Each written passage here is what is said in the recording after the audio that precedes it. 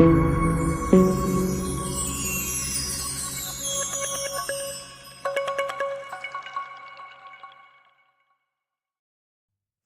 वालेकुम everyone, I hope you are doing well. आज के सेशन में हम जानते हैं what is the current status of soil organic carbon और इसके रिलेटेड जो स्टडी रिसेंटली पब्लिश की है Indian Council of Agricultural Research ने। तो according to this report, what is the current status of SOC, that is soil organic carbon.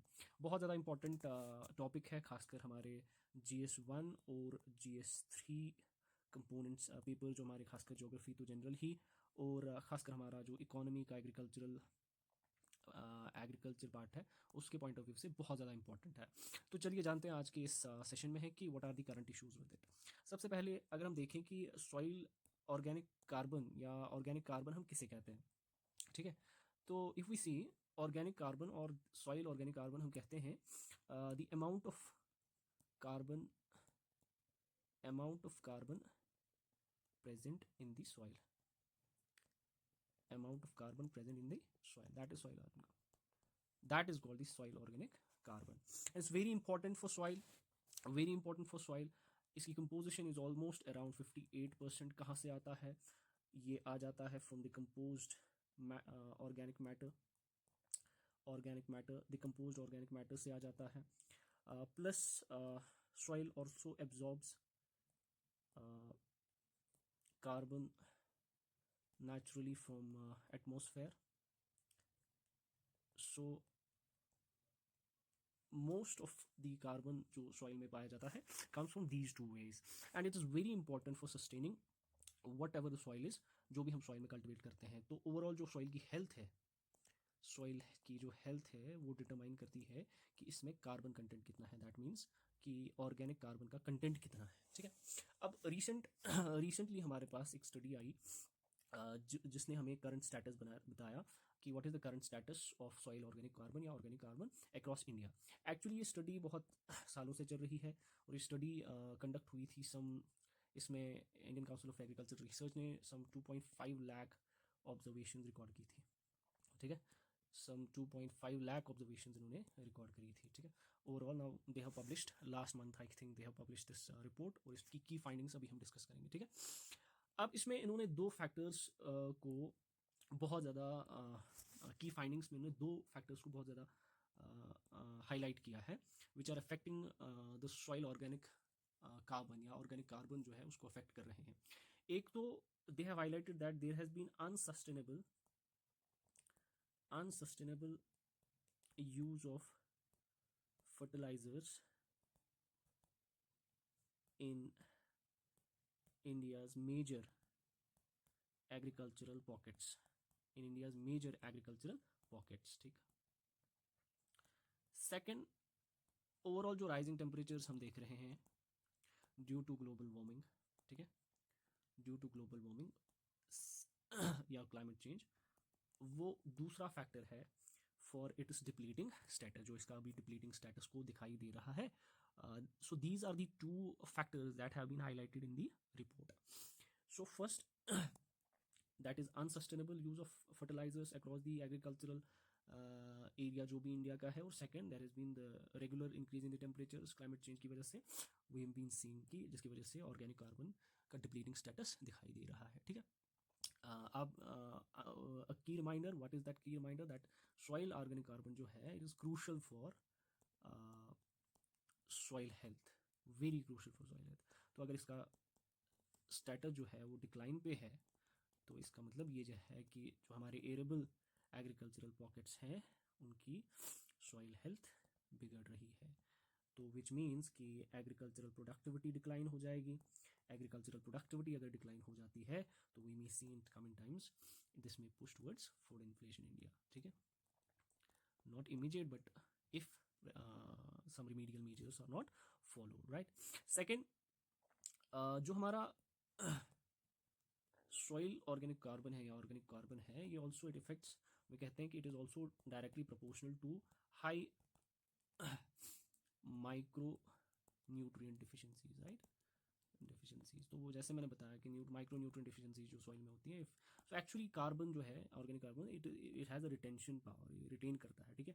अगर मैं आपको बताऊं यहाँ पे, सो फॉर एग्जांपल अगर हम इसके थोड़ा सा इसका जो ओवरऑल वर्क होता है, उसका जो ओवरऑल यू नो इसके जो फ़ायदे होते हैं उसके बारे में बात करें, तो सॉइल ऑर्गेनिक कार्बन अगर अच्छा है, सॉइल में अगर कार्बन अच्छा है तो वाटर रिटेंशन अच्छा रहता है, वाटर रिटेंशन अच्छा रहता है सॉइल का, माइक्रो न्यूट्रिएंट रिटेंशन अच्छा रहता है, ठीक है, माइक्रो न्यूट्रिएंट रिटेंशन अच्छा रहता है, ठीक है, etcetera. So all these contribute to soil health, soil health को कंट्रीब्यूट करते हैं, ठीक। नाउ लिमिटिंग फैक्टर्स क्या है सॉइल कार्बन में, सॉइल कार्बन के लिमिटिंग फैक्टर्स क्या है? If we see towards the limiting factors, limiting factors,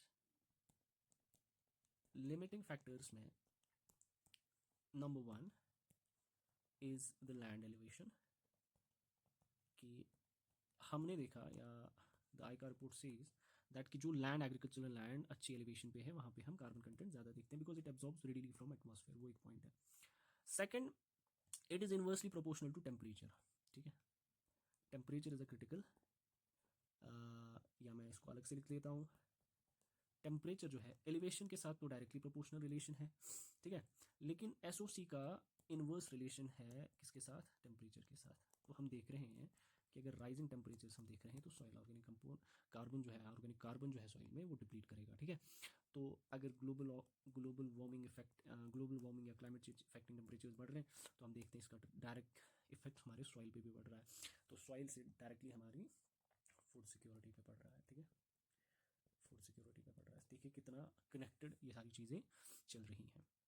इसके साथ साथ अब आईकार ने क्या किया कि आईकार हैज़ डेवलप्ड इसके बिल्कुल पैरेलल में उन्होंने एक जिसको हम कहते हैं एग्री इकोलॉजिकल मैपिंग की है, इकोलॉजिकल मैपिंग की है, जिसमें उन्होंने देखा है कि कंपैरिजन किया है कि जो क्रॉपिंग पैटर्न्स हैं, जो क्रॉपिंग पैटर्न्स हैं वो कैसे इफेक्ट करते हैं इसको, क्रॉपिंग पैटर्न्स की फाइंडिंग उसमें क्या है कि जो एरियाज या जो एग्रीकल्चरल लैंड्स में हम राइस या पल्सेस ग्रो करते हैं, ठीक है, वहाँ पे एसओसी अच्छा है, इट इज़ गुड, ठीक है, as compare to, as compare to the areas जहाँ पे हम यूजुअली वीट ग्रो करते हैं, ठीक है।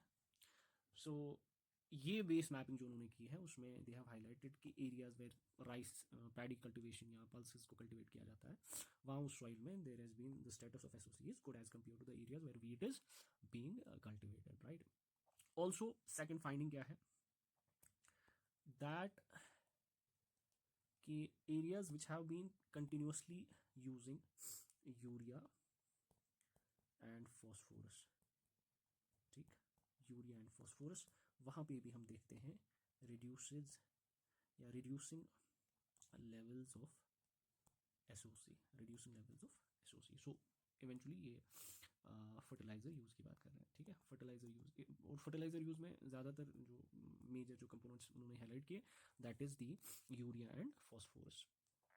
नाउ अ की फाइंडिंग जो इसमें है वो ये है कि what has been the effect of कि अनसस्टेनेबल यूज़ ऑफ फर्टिलाइज़र तो है ही है, one more important factor is that कि क्लाइमेट चेंज का इम्पैक्ट कैसे है, कि कैसे क्लाइमेट चेंज जो है वो ऑर्गेनिक कार्बन को डिप्लीट कर रहा है। उनमें दो फॉर्मूलाज उन्होंने हाईलाइट किए, एक तो बेसिक जो है दैट इज एसओसी जो है, एसओसी वो इनवर्सली प्रोपोर्शनल है टेम्परेचर के। अब हम देख रहे हैं कि ग्लोबल वार्मिंग हो रही है, ग्लोबल वार्मिंग या क्लाइमेट चेंज की वजह से हमारे टेम्परेचर्स बढ़ रहे हैं, राइट, ग्लोबल वार्मिंग की वजह से शिफ्ट इन टेम्परेचर्स लगातार बढ़ रहे हैं, बढ़ रहे हैं, बढ़ रहे हैं, बढ़ रहे हैं। अब ये क्या कर रहा है कि already soil organic carbon deplete हो रहा है, ये इफेक्ट कर रहा है कंट्री के कार्बन क्रेडिट मैकेनिज्म्स को, ठीक है। अब कार्बन क्रेडिट मैकेनिज्म क्या है, that is a separate topic, I know, वो हम किसी और स्लाइड में डिस्कस करेंगे कि कार्बन क्रेडिट मैकेनिज्म्स को अफेक्ट करता है कंट्री के, ठीक। दूसरा मीन्स कि it is eventually affecting the economy, economy कैसे, इसमें दो तीन चीज़ें हैं बहुत ज़्यादा इंपॉर्टेंट कि अभी कार्बन ट्रेडिंग बहुत कार्बन ट्रेडिंग का बहुत ज़्यादा we been seeing in the news कि कार्बन ट्रेडिंग हो रही है। कार्बन ट्रेडिंग क्या है? इवेंचुअली कॉन्सेप्ट है कि कार्बन इमिशंस को लिमिट किया जाए, उसमें फिर कार्बन क्रेडिट्स एक कंट्री को दिए जाते हैं, उसमें then it can trade in carbon credits. तो सिंपली एसओसी जो है वो डिप्लीट होता है अगर टेम्परेचर बढ़ रहे हैं, तो चूंकि टेम्परेचर बढ़ रहे हैं क्लाइमेट चेंज की वजह से, तो it is affecting the carbon credit mechanisms. Number 1 carbon credit mechanisms. Number 2 that अगर हमें मोर ऑर्गेनिक कार्बन जो है, if there is more organic carbon in soil, we've been seeing that it leads to more heat absorption, more heat absorption, more heat absorption, right? So that means there will be less heat reflection और eventually greenhouse effect एक्सरबेट नहीं करेगा, ठीक है। अगर यही उल्टा हो रहा है, जो कि हो रहा है अभी कि ऑर्गेनिक कार्बन डिप्लीट हो रहा है, इसकी वजह से there will be more reflection of heat into the atmosphere, eventually उसकी वजह से जो है हमारा ग्रीन हाउस इफेक्ट एक्सरबेट होगा और हमारे अर्थ का जो है प्लानिटरी टेम्परेचर्स बढ़ेंगे। So these are the two key findings, right, जो कि है कि ऑर्गेनिक कार्बन जो है एक अच्छा हीट एब्जॉर्बेंट है, जो कि हमारे प्लानट के लिए बहुत ज़्यादा इंपॉर्टेंट है। नाउ सवाल जो बना हमारा GS3 का मेनली या GS1 में भी पूछा जा सकता है, अब पॉलिसी रिकमेंडेशंस क्या है, पॉलिसी रिकमेंडेशंस क्या है या रिकमेंडेशंस क्या है, पॉलिसी रिकमेंडेशंस क्या है। सी सबसे पहले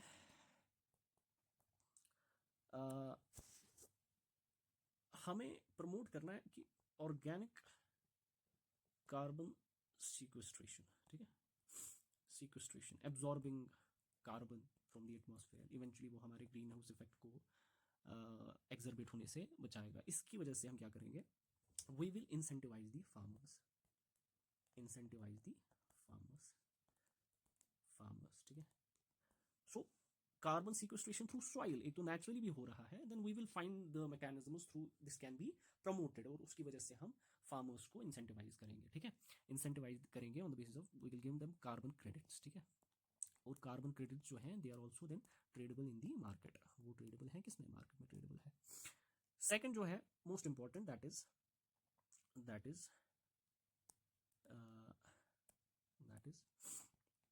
कि हमें क्रॉपिंग पैटर्न्स को डाइवर्सिफाई करना है, क्रॉपिंग पैटर्न्स को डाइवर्सिफाई करना है। We have to diversify the cropping patterns,